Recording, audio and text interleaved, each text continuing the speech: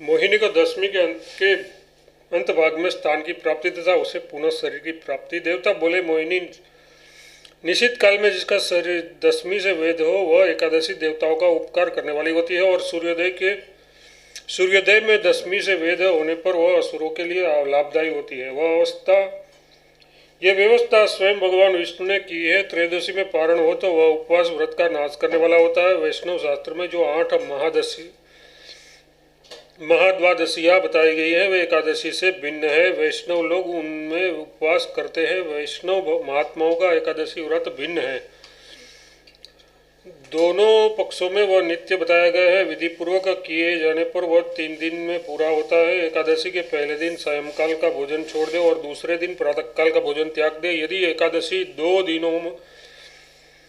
दिन हो या प्रथम दिन विरुद्ध होने के कारण त्याज्य हो तो दूसरे दिन उपवास करना चाहिए।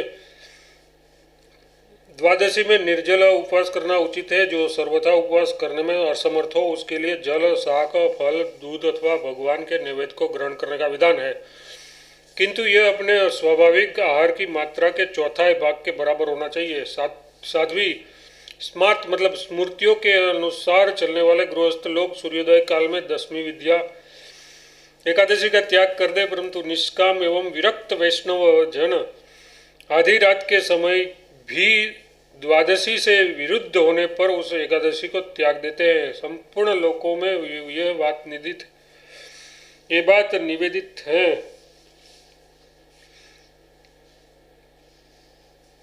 ये बात विदित है कि दसवीं यमराज की तिथि है। अनघे उस दसवीं के अंत भाग में तुम्हें निवास करना चाहिए। तुम दसवीं तिथि के अंत भाग में स्थित होकर सूर्य और चंद्रमा की किरणों के साथ संचरण करोगी। अब तुम अपने पाप का नाश करने के लिए पृथ्वी पर सब तीर्थों में भ्रमण करो। अरुणोदय से लेकर सूर्योदय का जो समय है उसके भीतर तुम व्रत में स्थिर होकर एकादशी का फल प्राप्त करो। जो कोई मनुष्य तुमसे विरुद्ध एकादशी का व्रत करता है उस व्रत द्वारा तुम्हें लाभ पहुंचाने वाला होगा। यहाँ अरुणोदय का समय 2 मुहूर्त तक जानना चाहिए। रातों और दिन के पृथक पृथक 15 मुहूर्त माने गए हैं। दिन और रात्रि की छोटाई बढ़ाई के अनुसार त्रैराशिक की विधि से रात या दिन के मुहूर्तों को समझना चाहिए। रात्रि के 13वें मुहूर्त के बाद तुम द्वादशी के अंत भाग में स्थिर होकर उस दिन उपवास करने वाले लोगों के पुण्य को प्राप्त कर लोगी। सुचिस्मते, ये वर पाकर तुम निश्चिंत हो जाओ। और मोहिनी, जो व्रत करने वाले लोग तुमसे विरुद्ध हुए एकादशी का व्रत यहाँ प्रयत्नपूर्वक करते हैं उस व्रत के जो पुण्य होता है उसका फल तुम भोगो। ब्रह्मा आदि देवताओं द्वारा इस प्रकार आदेश प्राप्त होने पर मोहिनी बहुत प्रसन्न हुई। अपने पाप दूर करने के लिए तीर्थ सेवन की आज्ञा मिल जाने पर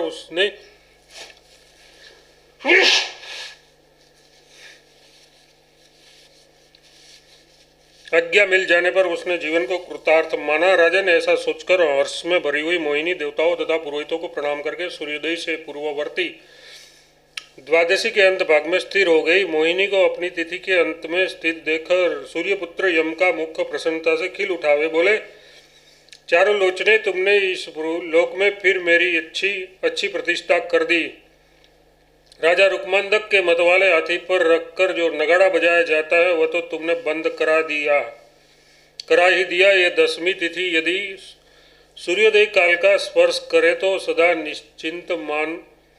निंदित मानी गई है। यदि दसवीं से उदय काल का स्पर्श न हो तो भी अरुणोदय तक में रहने पर वह मनुष्य को मोह में डालने वाली होगी। उस दसवीं को त्याग करके व्रत करने पर मनुष्य को प्रिय वस्तु का संयोग एवं भोग प्राप्त होता है। ऐसा कहकर सूर्यपुत्र यम प्रसन्नपूर्वक ब्रह्मा कुमारी मोहिनी को प्रणाम करके देवताओं के साथ अपने चित्रगुप्त का हाथ पकड़े हुए स्वर्गलोक को चले गए। देवताओं के चले जाने पर मोहिनी ब्रह्मा जी से बोली, पिताजी, मेरे इन पुरोहितों ने क्रोधपूर्वक मेरे शरीर को जला दिया है। मैं पुनः उसे प्राप्त कर लूँ, ऐसा प्रयत्न कीजिए। मोहिनी का ये वचन सुनकर लोकसृष्टा ब्रह्मा जी पुत्री के हित के लिए ब्राह्मण देवता को पुनः शांत करते हुए बोले, तात वसो, मेरी बात सुनो महाभाग। मैं तुम्हारे इस मोहिनी के तथा संपूर्ण लोकों के हित के लिए हितकारक वचन कहता हूँ। मानद तुमने क्रोधवश मोहिनी को भस्मावशेष कर दिया है। अब ये पुनः अपने लिए शरीर की याचना करती है। अतः आज्ञा दो तात मेरी पुत्री और तुम्हारी यजमान होकर ये दुर्गति में पड़ी है। तुम्हारा और मेरा कर्तव्य है कि इसका पालन करें। मानद, यदि तुम शुद्ध भाव से मुझे आज्ञा दो तो मैं इसके लिए पुनः नूतन शरीर उत्पन्न कर दूंगा, किंतु ये एकादशी से वैर रखने वाली होने के कारण पापाचारिणी है। विप्रवर, जिस प्रकार ये पाप से शीघ्र शुद्ध हो सके वही उपाय कीजिए। ब्रह्मा जी का ये वचन कथन सुनकर राजपुरोहितों ने अपनी यजमान पत्नी के शरीर की प्राप्ति के लिए प्रसन्नतापूर्वक आज्ञा दे दी। ब्राह्मण का अनुमोदन वचन सुनकर लोकपितामह ब्रह्मा ने मोहिनी के शरीर की राख को कमंडलू के जल से सींच दिया। लोककर्ता ब्रह्मा जी के सींचते ही मोहिनी पूर्ववत शरीर से प्रसन्न हो गई। उसने अपने पिता ब्रह्मा जी को प्रणाम करके विनय से नतमस्तक हो पुरोहित वसु के दोनों पैर पकड़ लिए। उसने राजपुरोहित वसु प्रसन्न हो गए। उन्होंने पति और पुत्र से रहित संकट में पड़ी हुई विधवा यजमान पत्नी मोहिनी से इस प्रकार कहा। वसु बोले, देवी, मैंने ब्रह्मा जी के कहने से क्रोध त्याग दिया है। अब तीर्थ स्नानादि पुण्य कर्म से तुम्हारी सद्गति कराऊंगा। मोहिनी ने ऐसा कहकर ब्राह्मण ने उसके पिता जगतपति ब्रह्मा जी को नमस्कार करके प्रसन्नतापूर्वक विदा किया। तब ब्रह्मा जी अपने लोकों को चले गए, जो परम ज्योतिर्मय है। रुक्मांदक के पुरोहित विप्रवर वसु मोहिनी को कृपा के योग्य मानकर मन ही मन उसकी सद्गति का उपाय सोचने लगे। 2 घड़ी तक ध्यान में स्थिर होकर उन्होंने उसकी सद्गति का उपाय जान लिया।